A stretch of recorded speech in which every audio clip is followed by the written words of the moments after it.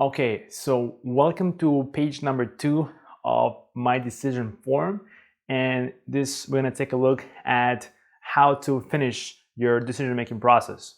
Now before I do that, I want to show you the actual form itself. So this is what you're going to get. Okay, so this is this page number 2 is page number 1.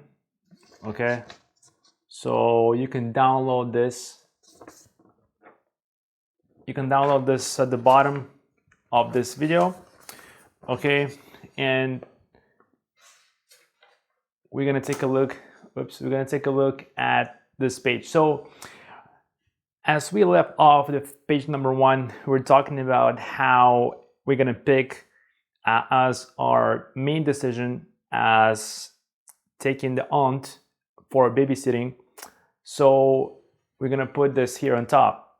And then the second thing is you want to put the next steps. Now, the reason that you want to put the next steps first, because when you have been in this decision-making process, you probably have some steps already in your brain popping out, okay, coming up, and you want to write them down, because sometimes if you don't write them down, you may have a good idea, but it disappears. Okay, you don't want that. You want to write it down. So write it down and then you want to move on. Now, if you have later on something else comes, you can come back and you can add on to it. Okay. Now, the next section here is a decision making scale. Okay, and it's here because you want to assess the level of importance that this decision is. Why is it important for you? Okay. Now, the reason you wanna do this is you wanna go deeper than just the actual decision. You wanna find the primary driver of what's that commitment, what's causing you to actually make and execute that decision. Because if you go deeper, then you're gonna be motivated to execute the plan on a very we call it thorough scale. So you're going to go all the way to the end to finish it. And this could be important because of personal reasons or business reasons. It could be also a goal related. It could be, let's say that, so in our example, we want to have the aunt to babysit the baby.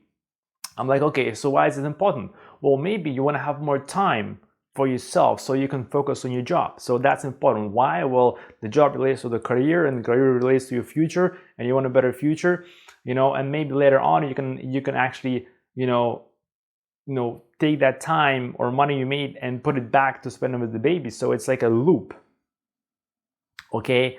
One more thing could happen is, well, if you can babysit the baby, well, maybe you can go ahead and do something else. So there is this time difference here.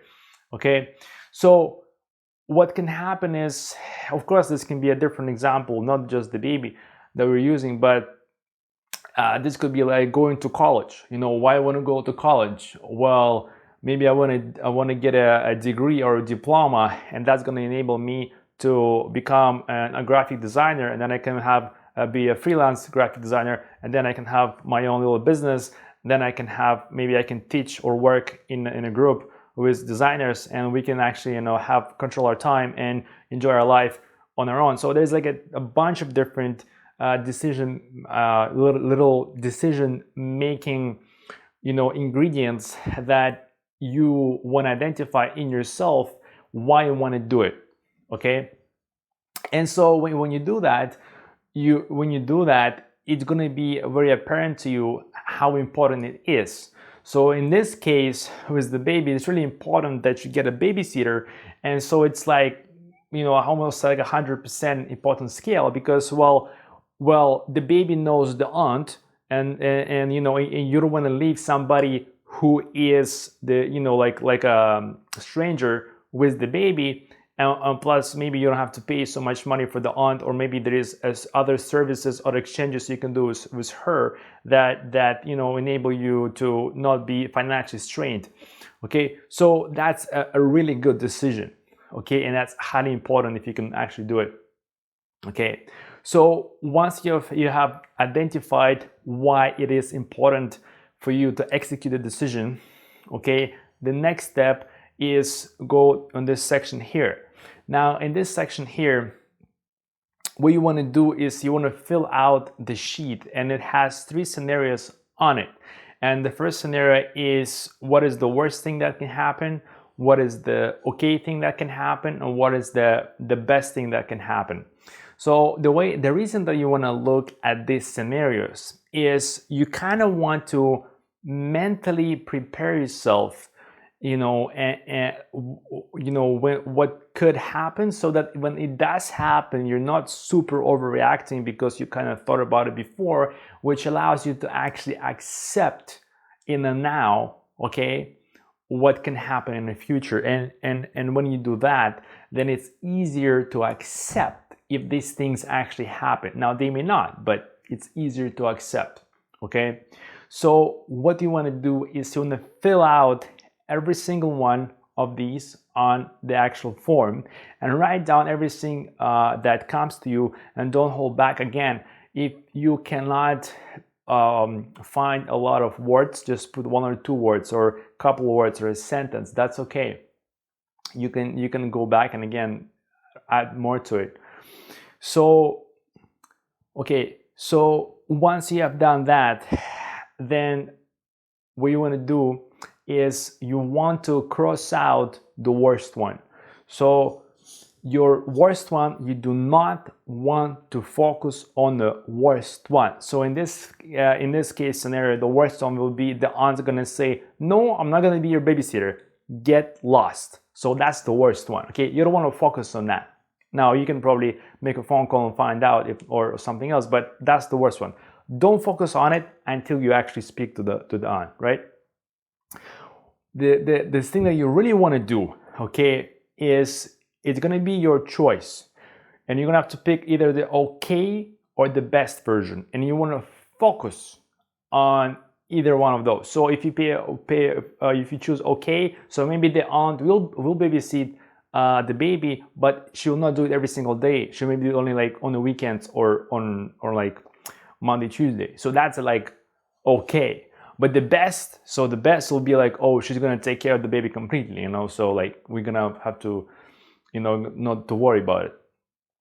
So the reason I'm saying that you want to focus on either or, okay, is because when you're gonna start focusing on the positive aspect, your mind's gonna start to activate, and it's gonna actually find more solutions that were kind of were not present in the moment when you were a little bit before. Your mind was somewhere else before.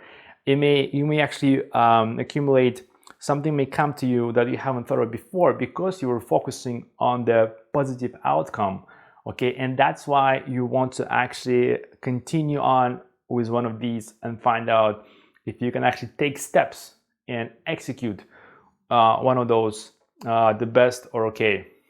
So what you want to do is when you begin actually executing this step, calling the aunt, or planning to college, whatever your decision involves, you want to do is you want to basically is understand that even though you predicted certain things with your current knowledge, when you're actually going to begin executing it, the new information is going to come, okay? And this information, it may give you something that you may get actually a really positive, unexpected outcome that you haven't even considered when you were making the decision in the first place, okay? So that's one important point. And a second important point is over here is that the original negatives that you had before may become either positives or neutrals as you begin executing the plan. And the reason I'm saying this is when you begin to execute, you're again going to have even more information available to you. And you probably already would have tried a few things, and then you would have maybe have adjusted your expectation level, or something else may have changed. And this is what allowed you to actually move on with the implementation of your decision, as well as get the result you want or get something similar that you want. Okay, so the absolute key here is to focus on execution and try to stay positive. But I understand that sometimes things go bad. Yes, and that's why I told you to accept and believe that you will be able to deal with the situation in case something goes bad. Because the problem is, the reason that I told you to stop, not focus on the worst, is you will not be able to actually execute the positive one, and plus it may never happen.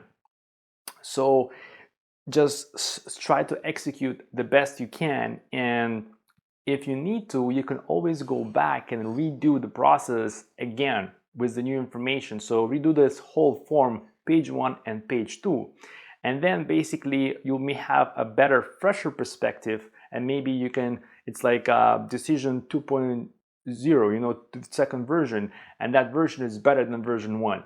Okay, that's why I was talking before, that if you have more time, you can make a better decision. Well, you just do this more frequently, and that's how you get there. Okay, so I hope that this explanation made sense to you. Okay, so there'll be another video that you'll find on this page, which I'll go through an actual example of, for me, for this particular form, how I used it to make a decision for myself. Okay, so I'll see you in the next video.